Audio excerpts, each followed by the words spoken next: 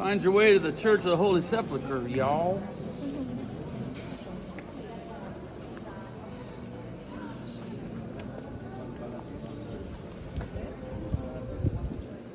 I'll get his, you get.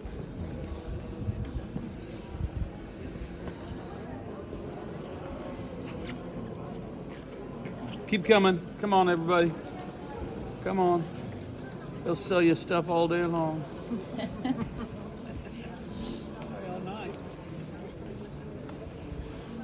Well, I see Gary and Cecilia.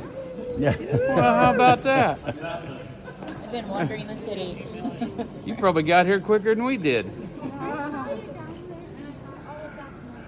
All right, we got everybody here.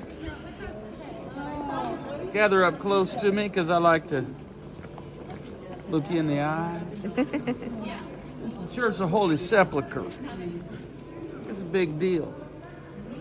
This is the site that from even prior to Queen Helena, Constantine's world-traveling mother and devout Christian, was shown to be the site of both the crucifixion and resurrection of Jesus. Now, I don't want to spend a lot of time on this, but you think, well, we just went there yesterday and it weren't here. Well, okay. And so the question is, because it comes up all the time. It's come up today. Which one is it? What do you believe? Which one? And I really say, I believe both. This has the long history and tradition. The Garden Tomb will give you more of a sense of what a crucifixion site may have looked like, and especially what a first century tomb looked like. And it has some, it has possibilities, it has credibility. I believe both. The better question is, though, is what makes a holy place holy? If it has to be the actual historical event, then it's hard for many places to ever truly be holy, because that gets lost to us. It just gets lost. We can't find it. So we don't know. So is that what makes a holy place holy? What happened in the lost mist of history that we can never really return to and be absolutely certain about? I don't think that's what makes a holy place holy. I keep mentioning, because I'm just obsessive about this, about Perry and I walking that Camino de Santiago. It's holy. Now, the legend is that James, that is James, the brother of John, one of the Zebedee boys, he was the first of the apostles to be martyred here in Jerusalem. But the legend is that prior to that, he dashed off to Spain and preached the gospel there, brought the gospel to Spain, then came back and got himself martyred here. Probably unlikely. Then later on, after his death, his body was put in a magical stone boat and it made it all the way to Spain and kind of got lost. And then around the year 800, some farmer in a field found it, Santiago de Compostela, Field of Stars, and it became, because it was revealed to a bishop who was fixing to build a cathedral, oh my gosh, we've discovered the bones of St. James.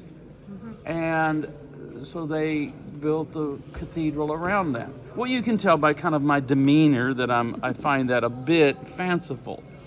But you should not assume that I think that I actually mock it, because I really don't.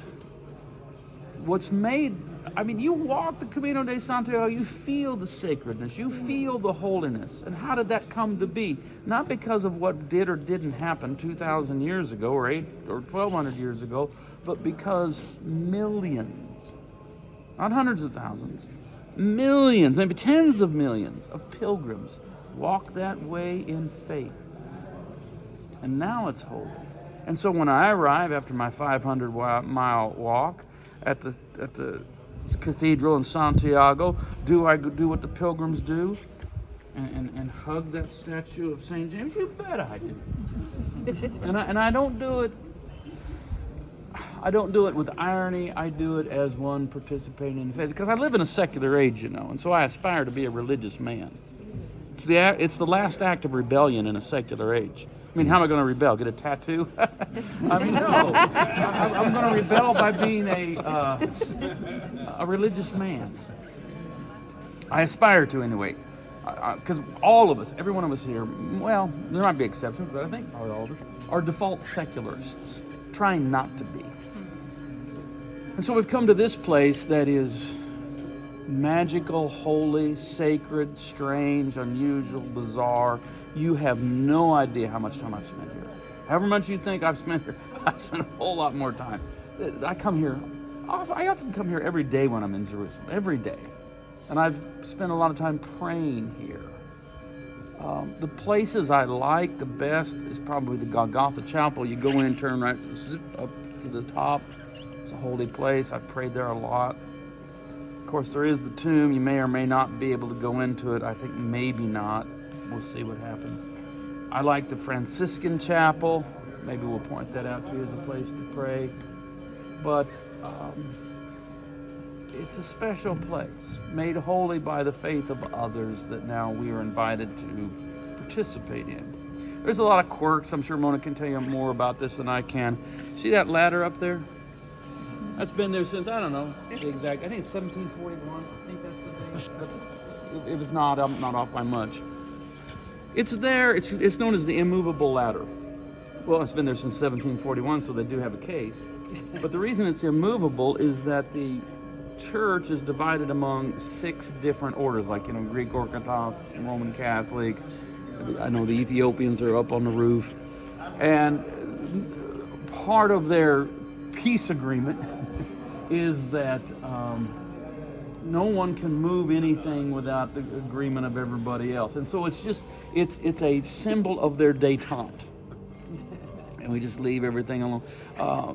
Of course, there's so many disputes about who really controls this that they settled this a long time ago, hundreds of years ago, but that every morning and every evening the church is locked and unlocked by a Muslim family that holds the keys to the church. So the Church of the Holy Sepulchre, the keys are not held by St. Peter, but by a Muslim family. And they lock and unlock the church every day. I find that interesting.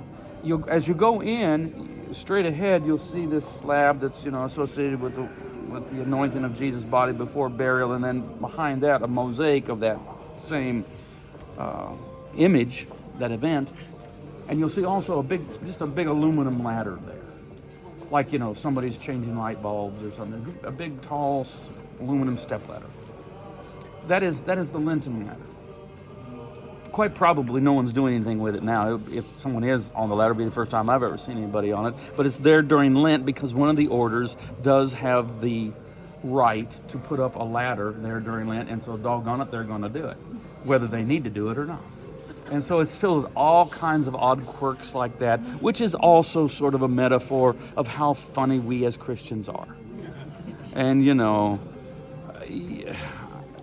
how we divide and how we fight and it's easy for us, several steps removed to kind of chuckle and go, those knuckleheads. But I could probably get some Calvinists and Armenians to come nearly to blows.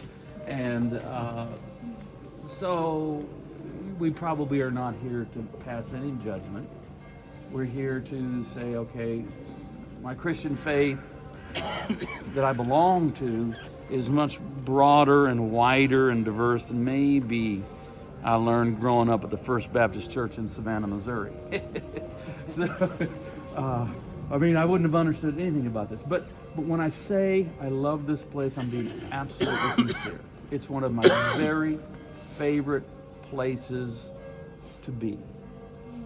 And I wonder if Perry wants to say anything. Yeah, there she is. How about that? I felt the vibe. Perry wants to say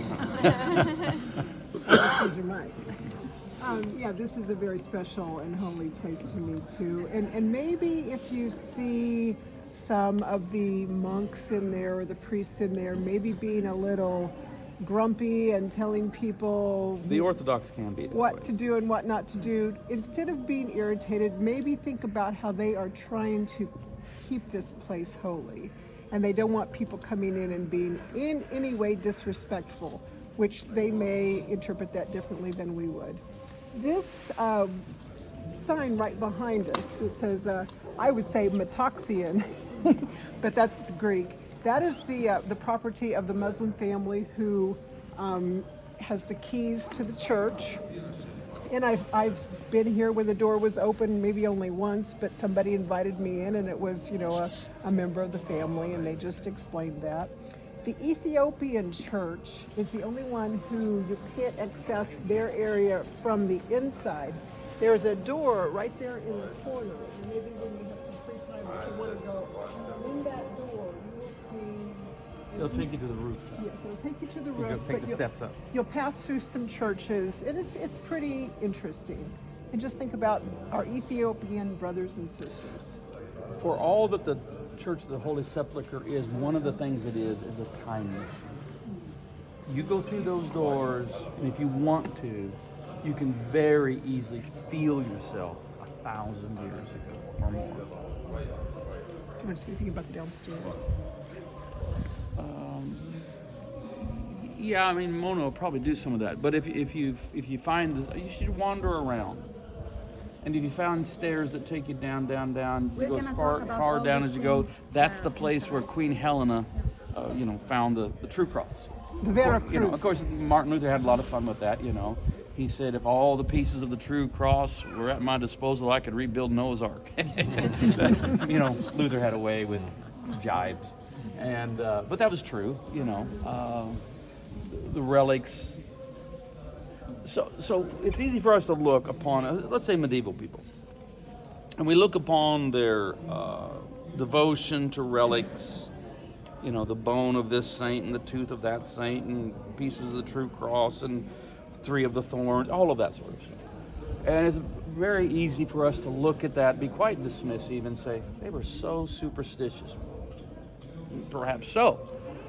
But I also wonder that if a church 1,000 years from now might look upon us and say, they were so secular. They didn't have hardly any faith at all. They were so secular. So I just, try to experience. I often, when I'm just in places like this, I will just pray. I say, God, help me to see what I should see, hear what I should hear, feel what I should feel, think what I should think. And just be open to it and let it kind of wash over me, and just refrain from making any judgment. I mean, you don't even have to go, is this the place or is it the Garden Tomb? Just let it be the place while you're here, I suppose. And if Greek Orthodox monks right around the sepulchre are grumpy, and they are, and they yell at you because you did something you didn't even know was wrong, just flow with it. Yeah. And don't take any offense. Yeah. Just Amen. I think that's Can you all. tell us some do's and don'ts so we, don't. Just be quiet. yeah. And don't laugh a lot. That's and okay. Don't talk loud. Don't cross your legs. Don't chew gum. How about cats? They're okay. Cover the hair or don't cover it? They'll tell you if they're not. I think cats are. They're not quite as aggressive here as other places because they have so many people that come here. There are a lot of tourists, but I try for us not to come as tourists, but as pilgrims. Well, I don't want you to be scared, though. I mean, There is a big Intimidating. guy in there that was running everybody off last time. all right.